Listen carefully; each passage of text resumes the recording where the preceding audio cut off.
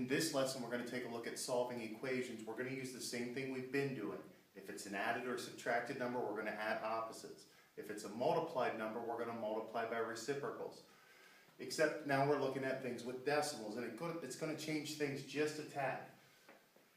Here's a subtraction equation, and how do I know it's subtraction? Because I have the variable and something is being subtracted from it. Here's an addition equation, same thing, something is being added to the variable. If you remember, what we're going to handle here is that we're going to add opposites.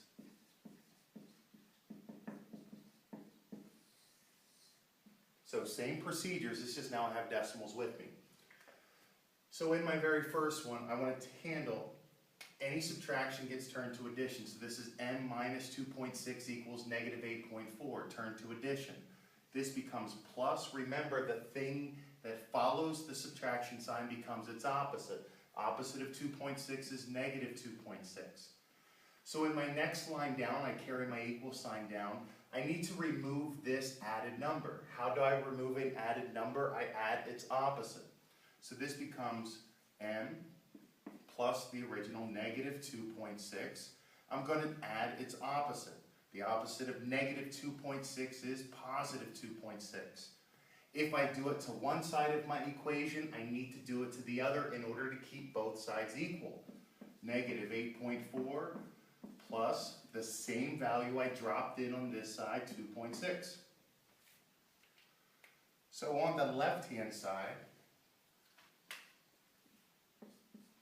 negative 2.6 plus positive 2.6 is 0. That's good. That's why I added it to make it go away, go bye-bye. The only thing I have left is the m, which is what I wanted by itself. On this side, I need to take these and add them up. I have negative 8.4 plus 2.6. I think I get negative 1.8. And I found my solution. Variable, equal sign, and my final value. If I go over here, equal sign, I need to remove the added number. M plus 7.2, I'm going to add its opposite. On this side I have 12.6. I'm going to add the opposite that I added over here. So my adding doesn't change a whole lot. The only thing that changes is I'm dealing with decimals. Okay, let's take a look at multiply and divide, which is going to change just a little bit. Now we want to take a look at the multiply and divide. Now if you remember, to handle any multiply or divide equation, we simply multiply by the reciprocal.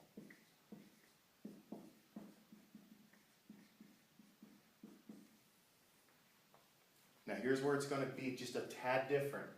So here I have 2.5 times the number x. We don't know it, but I know it's multiply because anytime I have a number beside a variable, it stands for multiply, equals 7.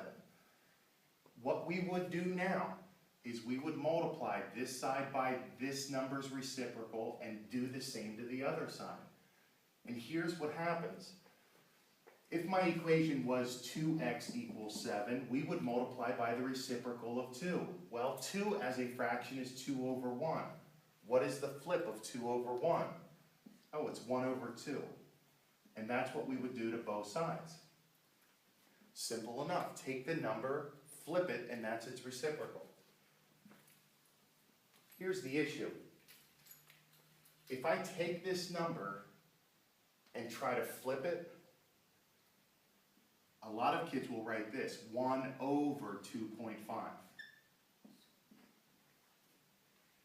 See how that happened? I took the number, made it over 1, and I flipped it.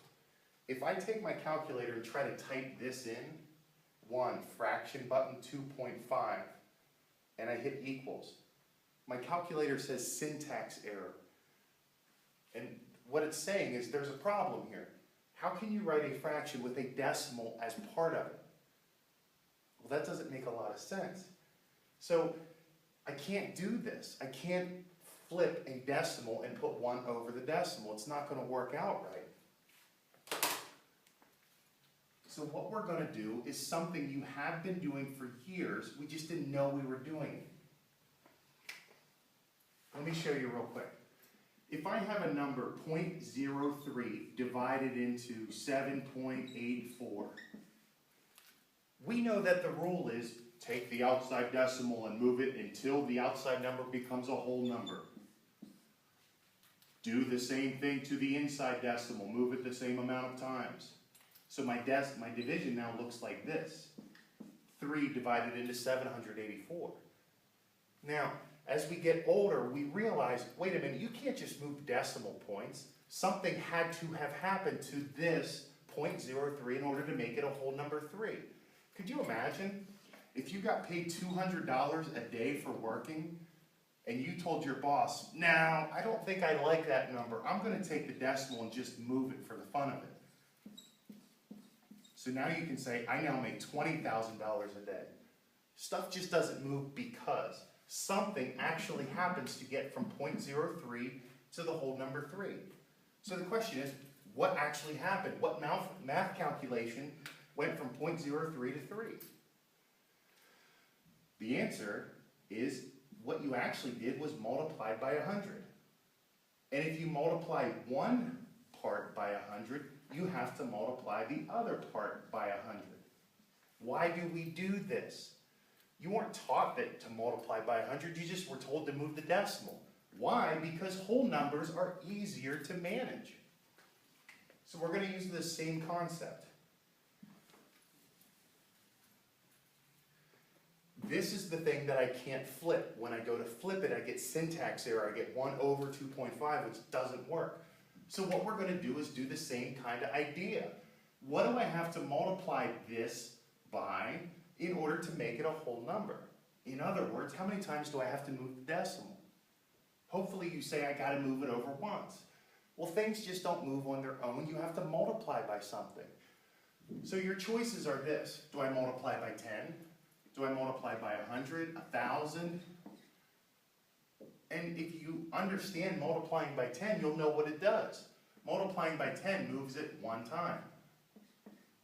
Multiplying by 100 moves it 2 times. The decimal I'm talking about. Multiplying by 1,000 moves it 3 times to the right. So in this case, what should I multiply by? I'm going to multiply by 10, because that'll move the decimal over once. Now, like the division, if you do it to one side, and by the way, this fits my equation rules, you got to do it to the other. So what I'm going to do is multiply to make a whole number. And if I do it to one side, I do it to the other. So I'm going to add this over to the side here, almost as a pre-step or a first step. I must multiply.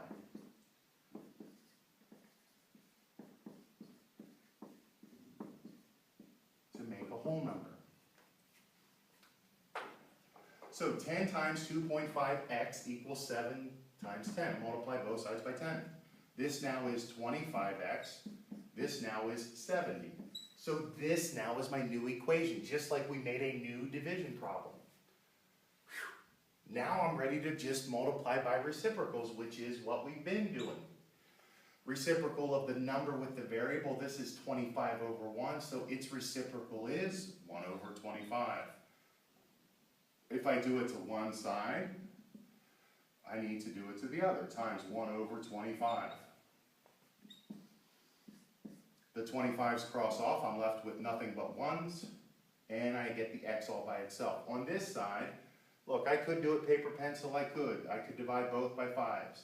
This would be 5, this would be, what, 14, I think. The other way to do it is take my calculator.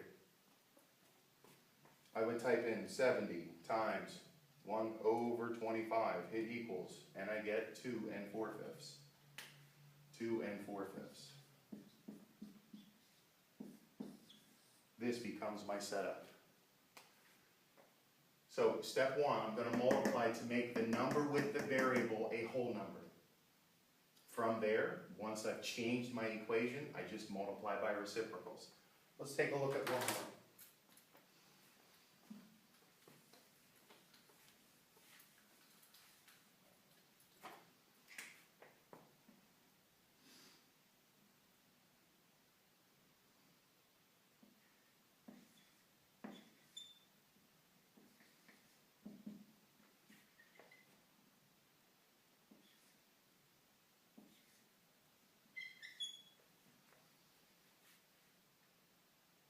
this equation says 0.25 times m equals 0.775.